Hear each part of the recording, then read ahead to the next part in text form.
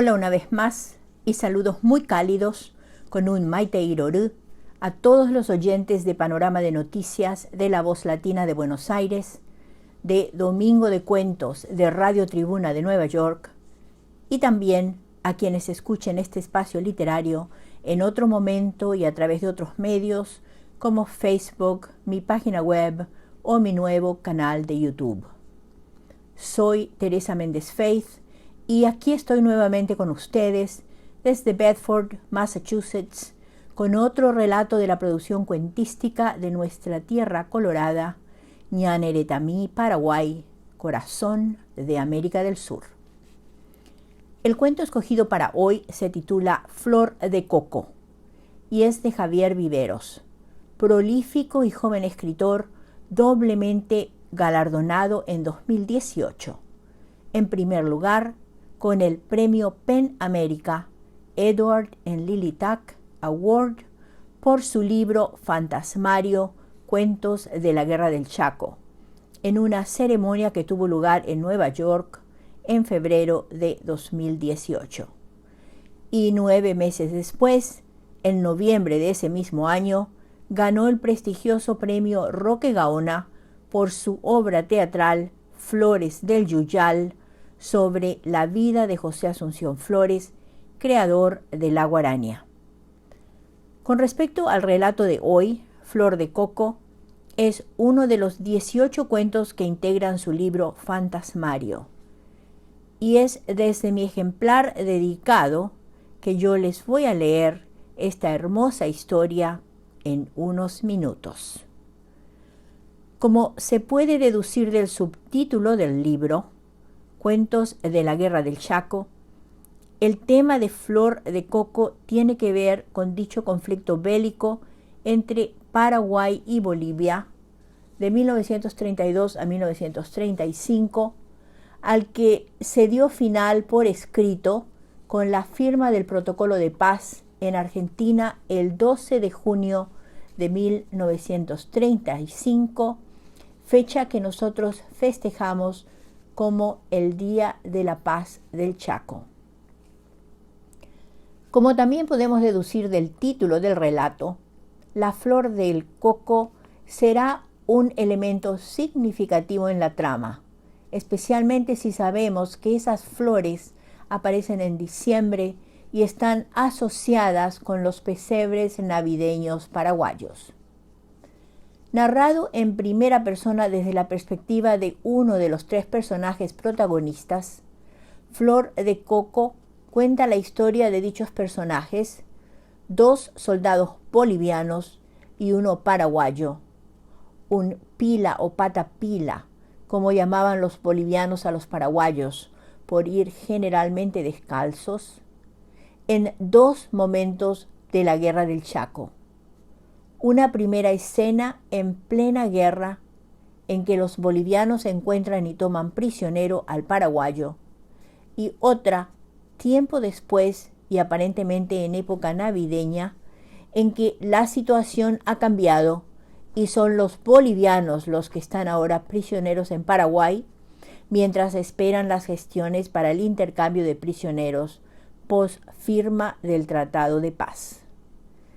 Algo que me pareció muy interesante es que la historia está narrada desde la perspectiva de uno de los personajes bolivianos y no del paraguayo. Por supuesto que esa es una de las preguntas que le hice a Javier en nuestra breve entrevista que sigue.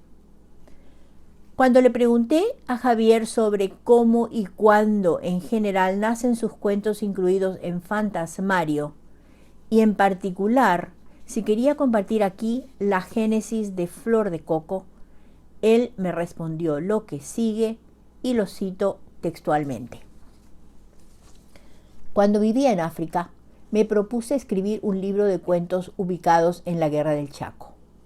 Empecé a leer sistemáticamente libros de memorias de excombatientes y otras obras relacionadas con ese conflicto bélico. A inicios del 2011 escribí el cuento UBA. Luego me dediqué a escribir guiones de historieta sobre la guerra con Bolivia. Así nacieron los libros Pólvora y polvo, Epopeya, Guerra del Chaco y Epopeya binacional. Había recolectado mucha información y escrito muchos argumentos para cuentos. Varios de ellos los usé en la serie de historieta bélica. Retomé luego el proyecto de libro de cuentos. A VA se sumaron otros 17 textos que terminaron agrupados bajo el título Fantasmario, Cuentos de la Guerra del Chaco, que ha tenido muy buena estrella.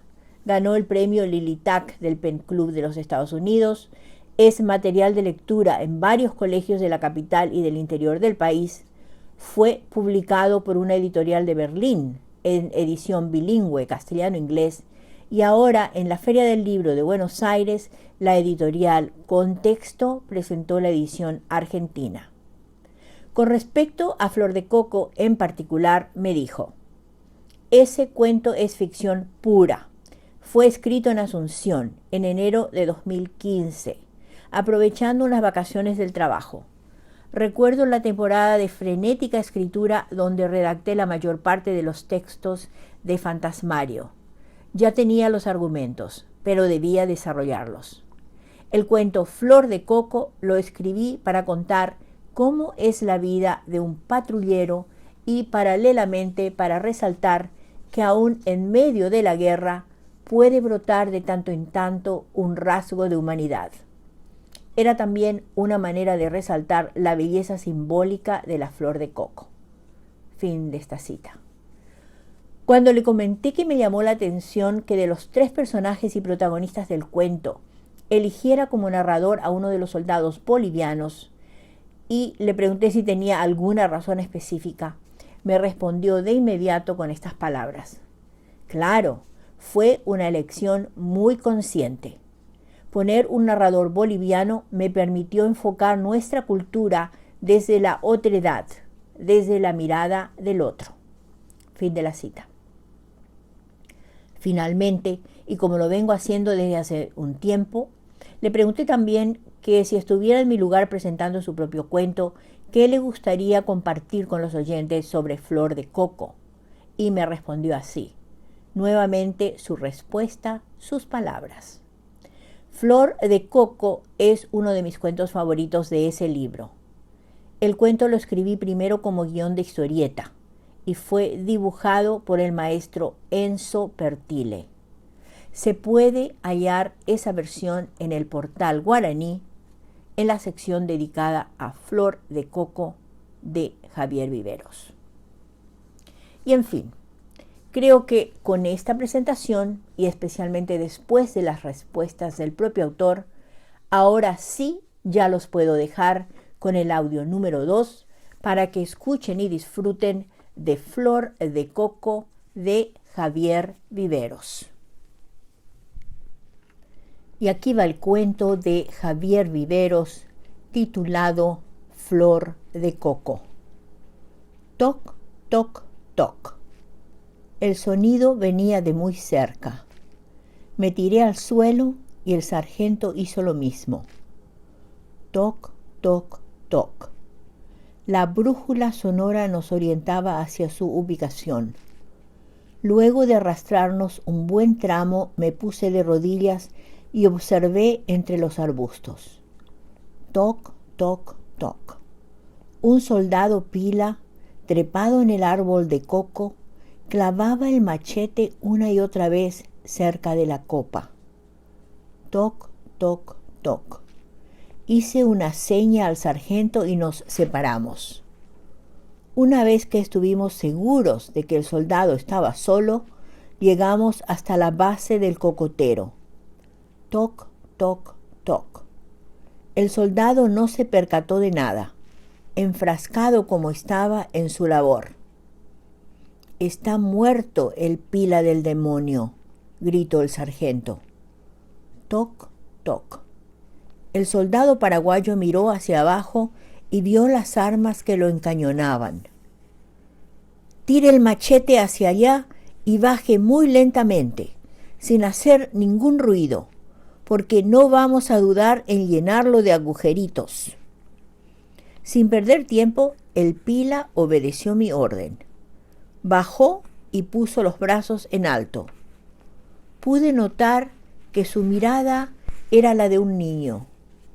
Un brazalete de la Cruz Roja oprimía su brazo izquierdo y sobre su pecho, dentro de su uniforme verde olivo, sobresalía una fragante flor de coco. Nombre y rango: soldado. Pablo Muñoz, cabo de Sanidad. Mentira, mi teniente. Este es un patrullero y usaba el árbol como torre de observación, bramó el sargento. El pila lo miró directamente a los ojos. Parecía tranquilo, como indiferente al contexto. No es así. Nuestro campamento está a unos 600 metros. Vine a buscar esto, dijo, y con el índice derecho señaló la enorme flor amarilla, sin dejar de levantar el brazo. Mi teniente, si este no es un espía, yo soy la Virgen de Charagua. Arrodíllese, soldado. El patapila lo hizo, siempre con los brazos en alto. ¿Cuáles son los planes de su unidad? ¿Cuándo van a atacar? No tengo idea, señor. Trabajo en la enfermería.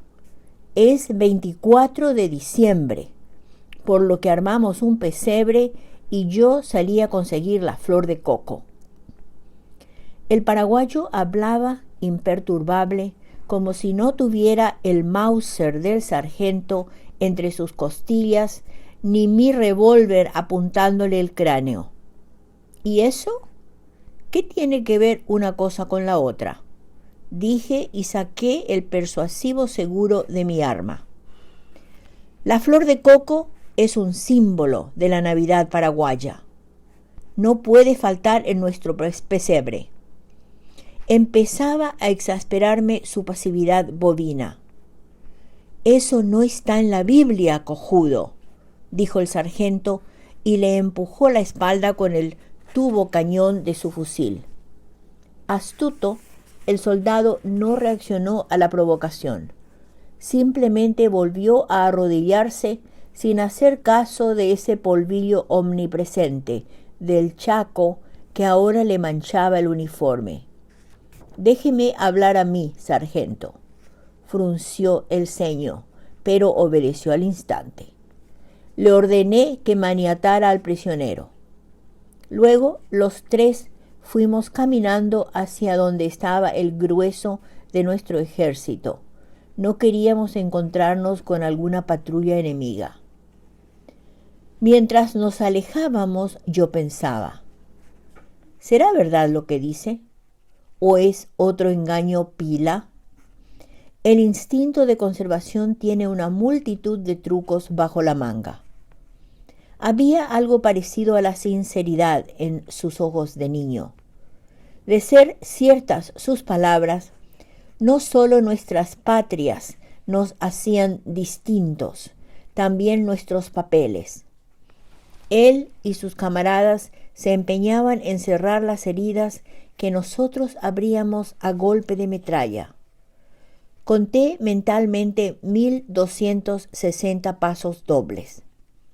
Habíamos ya viajado 2 kilómetros del punto donde encontráramos a nuestro prisionero. Atención, dije. Alto.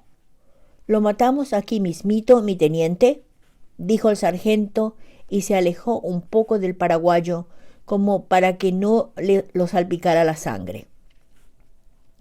Suelte al prisionero. ¡Ay, caray! No me diga que va a creer en las palabras de ese mañudo, dijo volviéndose hacia mí. Es una orden, rugí.